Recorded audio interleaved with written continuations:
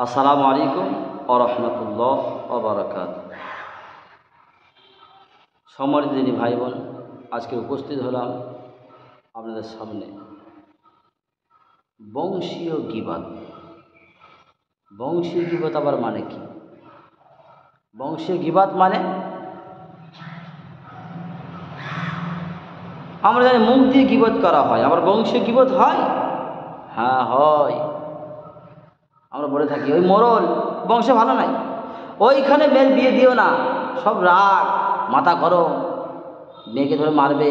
ওই যে পশ্চিমের মেয়েগুলো মোটেই ঘর হয় না, সেই ঢালিপাড়ার মেয়েগুলো ওইখান থেকে মেয়ে আনবেন না, সব বেকার, ওরা সব বংশ ভালো নাই, সব ফকির, পিয়াদা, ঢালি, বৈদ্য, মিস্ত্রি। ওই মোড়ল ওদের রাগ প্রচুর, ওইসব বিয়ে দেওয়া যাবে না। 26 পারা সূরা মুহাম্মদের পরে আল্লাহ তাআলা বলেছেন, কি বলেছেন? ইয়া আইয়ুহাল্লাযীনা আমানু লা ইয়াসখার কওমুম মিন কওমিন আসা ইয়াকুনু খায়রাম মিনহুন্না ওয়ালা নিসাউম মিন নিসাইন আসা ইয়াকুনু খায়রাম মিনহুন্না ওয়ালা তালমিজু আনফুসাকুম ওয়ালা তানাবাযু বিল আলকাব বিসাল ইসমুল ফুসুক বাদাল ঈমান ওয়া মান ইয়াতুব ফাউলাইকা হুমুজ যালিমুন। কাউকে ছোট করা, তুচ্ছ করা, অপমান করা, হেয় করা যাবে না।